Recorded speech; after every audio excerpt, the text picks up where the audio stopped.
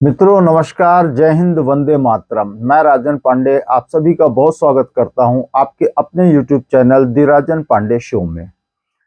मित्रों आज अगर आप देखें तो जो शायद आप सबने नोटिस भी किया होगा, आप लोगों के भी दिमाग में यह बात आई होगी कि कल जहां मणिपुर की जो वह एक विभत्स घटना हुई थी और मैं पुनः आपको सबको हाथ जोड़कर ये बोलता हूँ कि बार बार उस दुष्कृत्य को रिपीट करना थोड़ा मन को चोटिल करता है। आप लोग समझ गए, ऐसा मैं विश्वास करता हूँ कि वह जो दुष्कृत्य हुआ था कल, वह पूरे दिन मीडिया की सुर्खियां बना रहा और जायज भी है, कोई इसमें गलत नहीं है।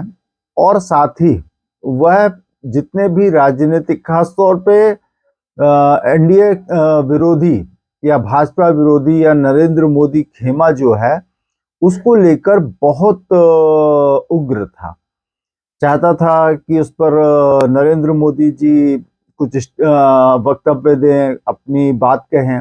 मोदी जी ने कहीं भी मॉनसून सत्र शुरू होने से पहले उन्होंने कहीं भी, तो साहब विपक्षी दलों का ये कहना था कि उन्होंने बहुत कम बात बोली। जो उनका 8 मिनट का संबोधन था उसमें उन्होंने कुछ 30 सेकंड या 40 सेकंड 50 सेकंड कुछ बात बोली। आप यह देखिए, कोई होता है जो गरजता बहुत है और बरसता बहुत कम है। हमारे मोदी जी इसके विपरीत हैं। वे जरा, कभी कभी तो ऐसा भी होता है कि जितना गरजते हैं उससे ज्यादा बरस जाते हैं। और विपक्षी दलों से बेहतर तो शायद ही कोई जानता होगा। फिर आप विपक्षी दलों की किसी भी पार्टी का नाम ले लीजिए जिन्होंने अभी अपना एक गठबंधन तैयार किया है, वे शायद है कि मोदी जी की उस गर्जना और बरसना दोनों के सबसे बड़े भुक्तभोगी हैं। और मैं भी, जैसा कि एक पब्लिक डोमेन में बात है, तो वे जो ये जितने भी दल हैं, इन्होंने यह जो गठबंधन बनाया है INDIA, यह सिर्फ और सिर्फ कि मोदी जी के और बरसने से की जो बरसात है उससे और न भीगे, उससे और ना परेशान हो, इसके लिए ही उन्होंने यह गठबंधन बनाया है। मैंने इसके पहले वाले वीडियो में बताया भी था कि आज राज्यसभा में जब मोदी जी अपने सारे अचीवमेंट्स गिना रहे थे, right from a needle to Chandrayaan, तो उस समय पर अब आप लोगों ने अगर प्रोसीडिंग्स देखी होगी राज्यसभा की, तो किस प्रकार से जो विपक्ष है उसका उसकी सुई वहीं पे अटकी हुई थी, मोदी अदानी भाई भाई, मोदी अदानी भाई भाई। जबकि अगर आप आज देखें तो भारत, हमारा देश, वह मुद्दे को कभी उसने मुद्दा माना ही नहीं, खासतौर पे मोदी जी के लिए, कि मोदी अदानी जी की कोई आपसी साठगांठ है या मोदी जी के चलते ही आज अदानी जी ने इतनी बड़ी अपनी उपलब्धि हासिल की है। एक समय वे विश्व के दूसरे नंबर के रईस पैसे वाले बन गए थे, धनी बन गए थे। फिर हो गया, एक रिपोर्ट आती है, हिंडनबर्ग रिपोर्ट आती है, जिसके बाद एक क्रैश आता है अदानी के सारे स्टॉक्स में, और मार्केट बहुत बुरी तरह से उसका सफर करता है। परंतु उसके बाद का जो घटनाक्रम है उसका उन्होंने, विपक्ष ने कोई भी बात भी करने की स्थिति में शायद नहीं रह गए थे। कि देखिए, अगर आप लोग मार्केट जानते हैं, स्टॉक मार्केट, तो जो जिस प्रकार से शॉर्ट सेलिंग की गई थी अदानी के स्टॉक्स को लेकर, जिन बैंकों से पैसा लेकर शॉर्ट सेलिंग की गई थी, उनका नतीजा क्या हुआ? वे अमेरिका के जो 3-4 बैंक थे, जैसा कि बताया जाता है कि जहां से पैसे लेकर अदानी के स्टॉक्स को शॉर्ट किया गया था, वे 3 या 4 बैंक हैं जो दिवालिया हो गए। मतलब कि उनका टाटा गुड बाय हो गया। राहुल गांधी जी की भाषा में ओके बाय बाय, टाटा खत्म। कई बार आप लोगों ने यह देखा होगा। तो उन बैंकों का वह हश्र हुआ था। फिर भी अभी भी विपक्ष की जो सुई है वो कहीं ना कहीं, क्योंकि मुद्दे नहीं है, किस मुद्दे पर मोदी जी को घेरेंगे। अभी उनकी किस्मत से, जिसको कहते हैं बिल्ली के भाग से छीका टूटना, एक मुद्दा मिला मणिपुर का, जिसको लेकर वे चाहते थे कि जितना ज्यादा से ज्यादा उस मुद्दे को एनकैश कर सकें और भारतीय वोटर्स को इस मुद्दे को लेकर किसी भी प्रकार से एंटी मोदी वोट करने के लिए वे प्रेरित कर सकें। परंतु उसकी भी साफ हवा निकल गई। कैसे? आज एक जो घटनाक्रम आया नजर, समाचारों की सुर्खियां बन गया, वह था बंगाल का।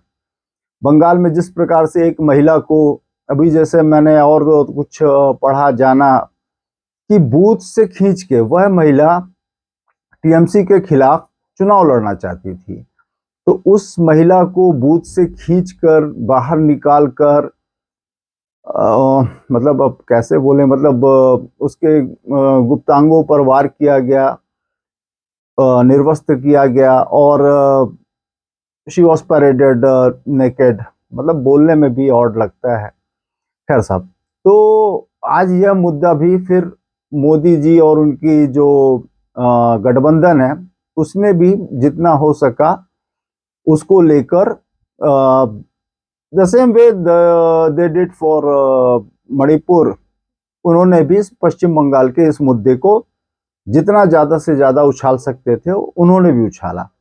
देखिए, एक फर्क है, जो एक समय जो भाजपा अटल जी और आडवाणी जी के सौम्य रूप से जानी जाती थी, आज वही भाजपा नरेंद्र मोदी जी और अमित शाह जी की उग्र शैली को लेकर जानी जाती है, आक्रामक तेवर को लेकर जानी जाती है, जिसको अगर आप और भी सामान्य भाषा में कहें तो शायद है कि यह जो जोड़ी है अमित शाह जी और नरेंद्र मोदी जी की, यह ईंट का जवाब पत्थर से देना बखूबी जानती है। और देखिए, सिर्फ पश्चिम बंगाल का मुद्दा नहीं उठा, मुद्दा उठा फिर जोधपुर में जो हुए जघन्य हत्याकांड और वह 6 माह की बच्ची जिसको, तो वहां का भी मुद्दा उठा, छत्तीसगढ़ का भी मुद्दा उठ गया। तो एक तरह से जो एक समय ऐसा लग रहा था कि विपक्ष को एक एज मिल गई है, INDIA गठबंधन को एक एज मिल गई है एनडीए को किसी भी प्रकार से बैकफुट में डालने की, तो शायद है कि ये उनके लिए ही उल्टा पड़ गया। अब आज जो प्रश्न उठकर सामने आ रहे हैं, वे आ रहे हैं कि क्या INDIA जो गठबंधन है विपक्षी दलों का, 26 दल हैं उसमें, क्या वह ऐसे ही प्रश्न जो उन्होंने एनडीए या भाजपा या मोदी जी से कर रहे थे, वे वही प्रश्न क्या ममता दीदी से करेंगे, या ममता दीदी को अपने गठबंधन से अलग करेंगे?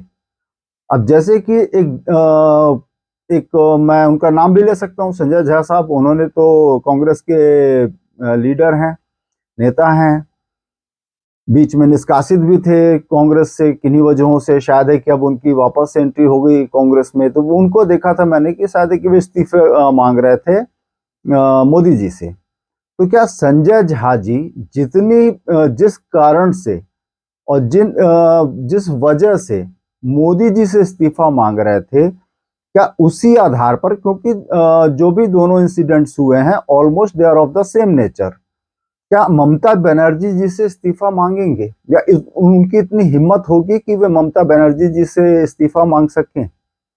शायद है कि उनकी दोबारा से निष्कासन हो जाएगा कांग्रेस पार्टी से, और यह बात वह बखूबी जानते हैं। इसलिए इस मुद्दे पर ना तो मैंने किसी कांग्रेस पर्सन की मैंने कोई ट्वीट देखी या कोई भी उनका संवाद सुन पाया, या अन्य किसी भी विपक्षी दल को मैंने इस जो इंसिडेंट ये पश्चिम बंगाल का है उसके लिए किसी को आवाज उठाते ना सुना, ना कोई ट्वीट देखी। बड़े आश्चर्य की बात है कि आपके लिए, मतलब मणिपुर का जो मुद्दा है वह तो आपके लिए ऐसा है कि देश, हमारे प्रधानमंत्री जी ने भी कहा कि देश शर्मसार हुआ और 140 करोड़ जनता की भावनाएं आहत हुई। तो क्या अब इन विपक्षी दलों से INDIA के जो घटक दल हैं उनके लिए यह जो पश्चिम बंगाल में जो घटना हुई, क्या यह कोई मेडल विनिंग इंसिडेंट था क्या, या पराक्रम था क्या? क्या आज मैं बात करता हूं कि चलो उद्धव ठाकरे जी या सीताराम येचुरी जी या सोरेन जी या अन्य जो भी नाम कही ना सकते हैं, ये सब ममता बनर्जी दीदी को इस एलियंस में बनाए रखेंगे, या चलो बनाए भी रखते हैं तो क्या वे उनसे ऐसे ही प्रश्न कर सकेंगे? मुझे तो नहीं लगता कि उनकी इतनी हिम्मत होगी, क्योंकि उनको एलियंस को कैसे भी करके बनाए रखना है, फिर चाहे कुछ भी हो जाए। हाँ, अगर भाजपा शासित प्रदेश में होगा तो वे जितना भी ज्यादा से ज्यादा हो सकेगा उसको they will propagate it and will try to make it कि अब आप समझ सकते हैं कि मोदी देश के लिए कितने फेलर साबित हो रहे हैं, और जो गैर भाजपा दलों की जहां पर सरकार है वहां पे कुछ भी हो, चाहे मतलब आप समझ सकते हैं, but that is fair and valid. फिर चाहे पश्चिम बंगाल का वह चुनाव हो जो अभी कंप्लीट हुआ, उसमें क्या हिंसा हुई, उसका तो एक ये छोटा सा एग्जाम्पल था। बहुत सी तो ऐसी घटनाएं होंगी जो कि फ्लोर पर आई ही नहीं। तो खैर, अब यह तो उनको सोचना पड़ेगा ही, या तो फिर वे मणिपुर के मुद्दे को भी भूल जाएं, जो कि वो हालांकि चाहेंगे नहीं, तो बट आज जिस प्रकार से भाजपा और उसके एलाइज वोकल हुए हैं इन 3-4 स्टेट्स को लेकर, चाहे वह पश्चिम बंगाल हो, राजस्थान हो, छत्तीसगढ़ हो, तो इसके लिए भी उनको उतना ही फेस करना पड़ेगा। क्योंकि देखिए, मैंने जैसे पहले कहा कि अब यह भाजपा वह भाजपा नहीं रह गई जो कि अटल जी और आडवाणी जी का एक सौम्य रूप लेकर सामने आती थी। अब यह जो भाजपा है, यह एक बड़े आक्रामक तेवर वाली, जिसको जगत प्रकाश नड्डा जी, आदरणीय मोदी जी और अमित शाह जी लीड करते हैं। तो यह फर्क है तब की भाजपा में और अब की भाजपा में। ये अब ईंट का जवाब पत्थर से देना जानते हैं। अब साहब एक बात और भी है कि चलिए, अभी एक साहब का मैंने देखा कि उन्होंने कोई प्रश्न कर रहे थे कि भाजपा के जो 38 दल हैं उसमें से 25 दल तो ऐसे हैं कि शायद उनका एक भी सांसद नहीं है। तो भाजपा ऐसे पार्टीज के साथ समन्वय क्यों कर रही है, क्यों उनको अपने पाले में ला रही है? तो सेम वे जो 26 दल INDIA में हैं, उनमें से भी बहुत से ऐसे दल हैं जिनकी कोई ऐसी राजनीतिक हैसियत नहीं है कि वे सरकार बना सकें या गिरा सकें, कुछ भी इस प्रकार की उनकी भी हैसियत नहीं है। इसका जवाब सिर्फ इतना है, जो इसका मैं एनालिसिस करूं तो देखिए साहब, कुछ पार्टीज ऐसी होती हैं, जो आप ऐसा कह लीजिए, कुछ प्लेयर्स ऐसे होते हैं जो जब खेलने उतरते हैं उनका ध्येय कभी भी जीतने का नहीं होता है, मगर हाँ, वे कितना खेल बिगाड़ सकते हैं यह उनका प्रयास होता है। तो ऐसे ही बहुत से राजनीतिक दल हैं जिनका अस्तित्व सिर्फ और सिर्फ वोट कटवा, जिसको यह शब्द कहाँ से आया I don't know, but vote कटवा पार्टी के रूप में देखा जाता है कि अगर उनको अपने साथ में न लिया गया तो स्वाभाविक है कि फिर वो आपके वोट में सेंध लगा देते हैं। ऐसे एक दल नहीं है, अनेकों दल हैं, फिर वह चाहे INDIA में हो और फिर वो चाहे NDA में हो। तो इनकी हैसियत सिर्फ इतनी रहती है कि ये वोट काटना बखूबी जानते हैं। और आप जानते हैं साहब, चुनाव हैं, चुनाव में तो एक वोट भी भारी पड़ता है, और बाकी तो, और मैंने अपने एक प्रत्यक्ष देखा था कि एक जन की, एक साहब की 3 वोट से हार हुई थी। तो इट ऑल मैटर्स तो अब वे हैं जिस गठबंधन में भी हैं, चाहे वो एनडीए में हो या आईएनडीए में हो, उनको सिर्फ और सिर्फ एज ए शील्ड रखा गया है कि भाई हमारे वोट न कटने पाए।